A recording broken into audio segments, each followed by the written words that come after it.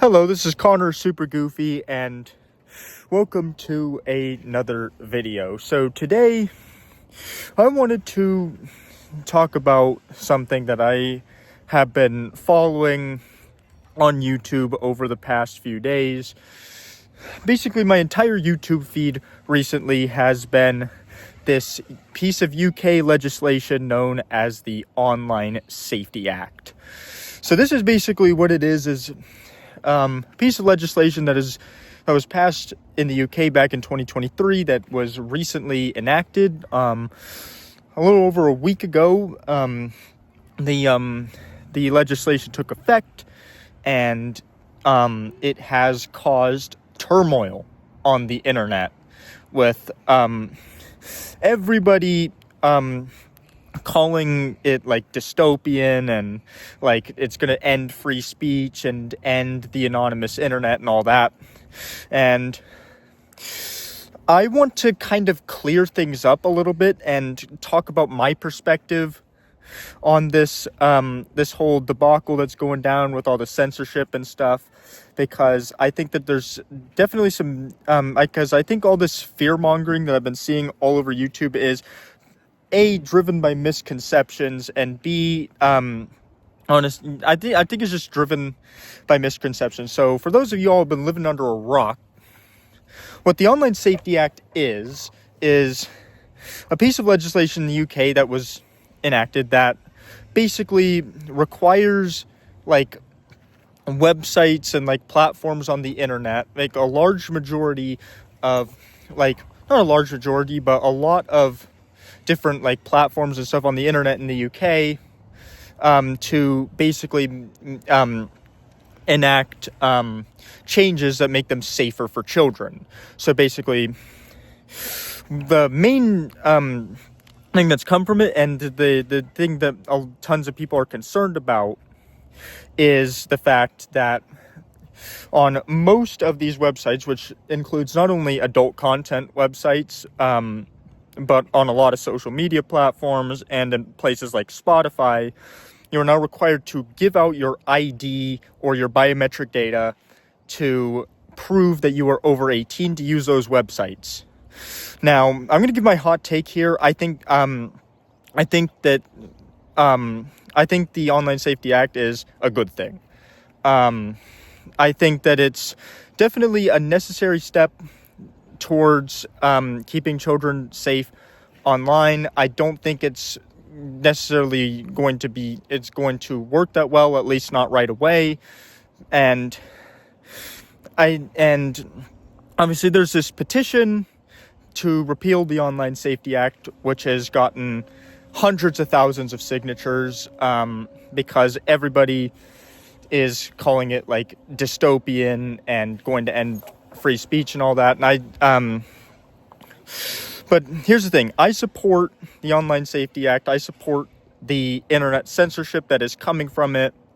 And I think that there is definitely a lot of misconception and misinformation that is leading to all this fear-mongering about the Online Safety Act, which I want to clear up today. So there are three main arguments that I see people giving against the Online Safety Act that I just want to talk about real quick. So let me start out with, and so these are basically claims that I see people talk about that are either, I think, misguided and or just, I think, outright not true. So let's start with the first claim that is definitely the most concerning claim.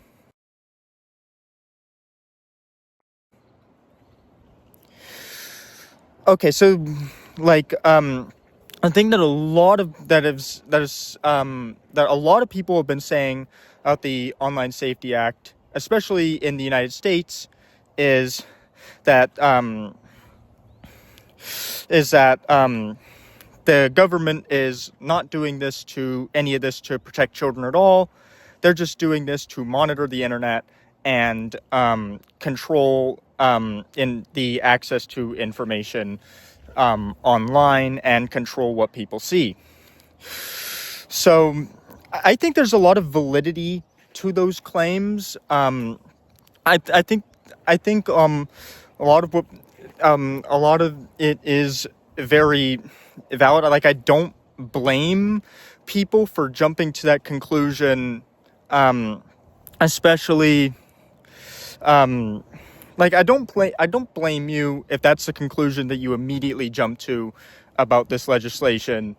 But I think that the people that are pushing this narrative are not looking at the full picture.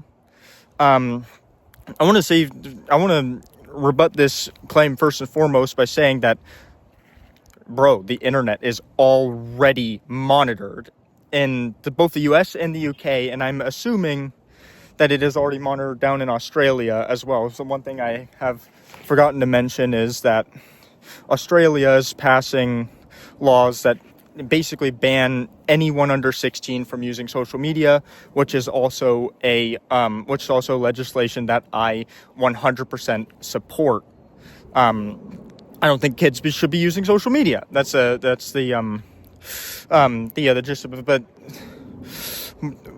what I see people talking about, oh, they're going to use this to basically track what people do online and arrest anyone who says something that the government doesn't like. And I think that is like a pretty misguided conclusion in the fact that the internet's already monitored in both the US and the UK.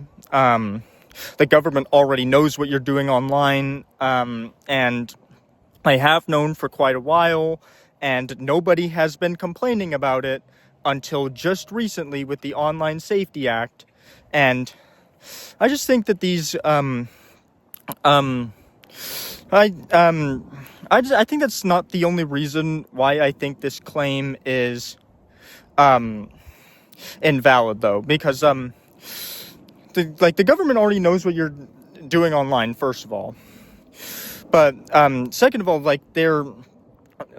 there's a bill in the US that is very similar to the Online Safety Act called KOSA, or the Kids Online Safety Act, that the US government is trying to pass, and everybody is afraid that if that bill passes in the US, that's going to lead to the exact same thing that's happening in the UK, where everybody's getting censored and people are getting arrested and stuff for saying things that the government doesn't want you to say.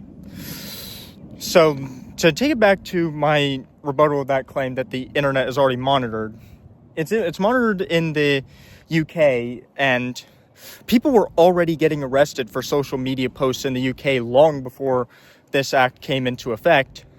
And despite the fact that the internet is monitored in the US as well, I haven't heard of anyone getting wrongfully arrested over a social media post over here. And you want to know why? It's because the United States is more protective of free speech than any country in Europe or any other country in the entire world, for that matter. So the government is looking at what you do online, but they know better than to come after you for posting something bad about Donald Trump or something on social media, because they know that goes against the First Amendment. And what was it? I was trying to say something. Tons of states in the United States, including Texas, where I live, already have laws that require age verification, and I think that I haven't seen anyone complain about that over here, which is I don't know,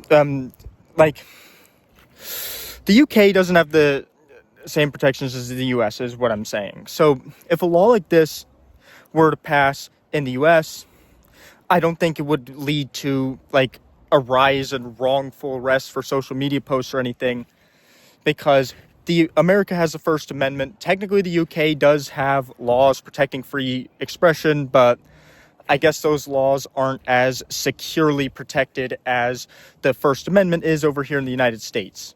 Those people who are going after people for talking crap about the government. Those people suck over there in the UK. I don't like them, but the thing is that they're not allowed to do this in the US because of the First Amendment. The second way that I'd like to rebut this argument that they're trying to control what everybody sees online. Here's the thing, though. As long as you have verified your age with these websites by giving your identification, there's a lot of problems with that method that I'm going to talk about later in the video. But assuming that you've done that, then nothing on these websites is censored. It's all accessible to you. You just need to identify yourself and identify your age first in order to do that. So the fact that the narrative that the government is doing this to control access to information, they're not trying to control access to everyone's access to information. They're only trying to control kids' access to information.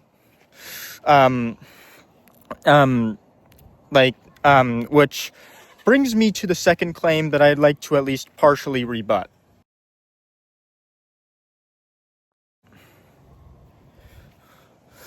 So the second thing that I see people talking about is that they're censoring way too much information. And that is a claim that I partially agree with it, but also I think that I don't entirely agree. I do think that the UK government's decision to censor things like Wikipedia and Spotify is a little bit over the top.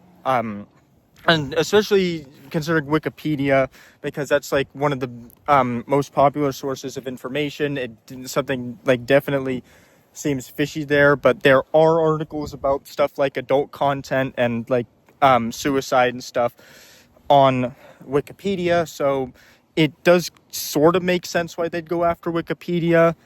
But yeah. For Spotify, though, I think there's a different reason why Spotify is being censored in the UK. And that's just because I think Spotify is scared of getting sued, basically. I think Spotify is seeing all this stuff going on in the UK, and they're taking extra precaution to make sure they don't get the hammer laid down on them by the UK government, which is why I think they're going over the top censoring stuff. I also heard that NVIDIA got censored. Now that I have no idea why they would do that, but that is something that I honestly kind of agree with, because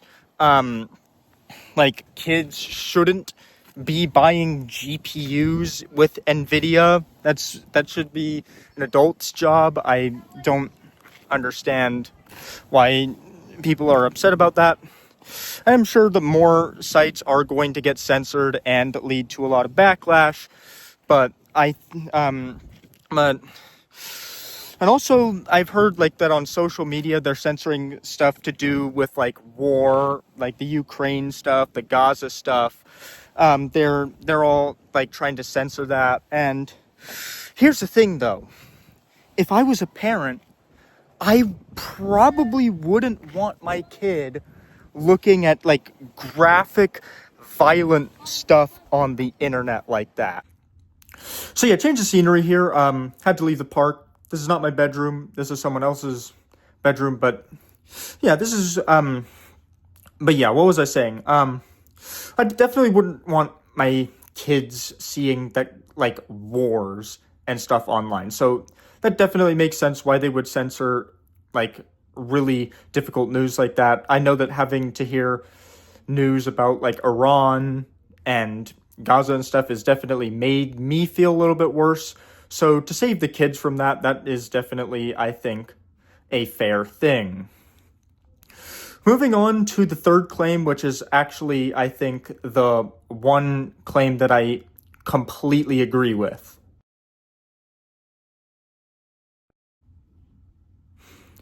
The third claim here is that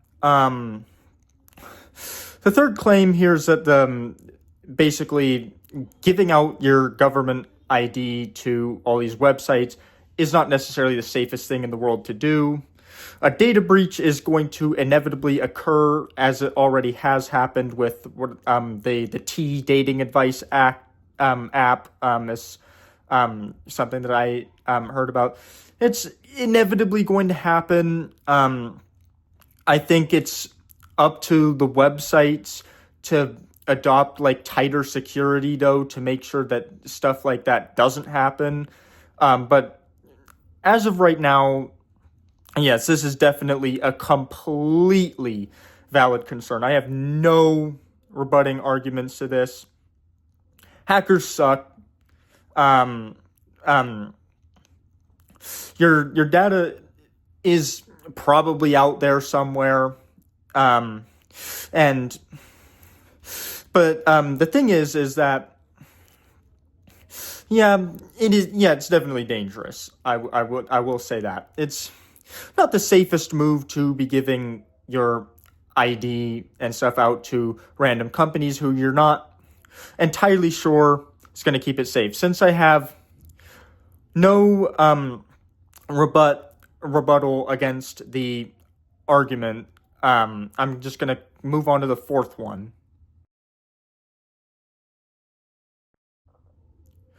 So the fourth and my final the final claim for this video that I'm going to cover is that it's not going to actually keep any kids safe. At first, that is definitely probably going to be true, but as they tighten up the security on the age verification stuff on these websites, that is definitely going to become less and less true. Like I've heard of the whole Death Stranding photo mode thing that is used to bypass some of these age verification, like age gates. That is they're definitely going to try and patch that, so I wouldn't worry about that being a problem for too much longer, although it is kind of hilarious. Also, the claim that the kids can just get their parents' IDs.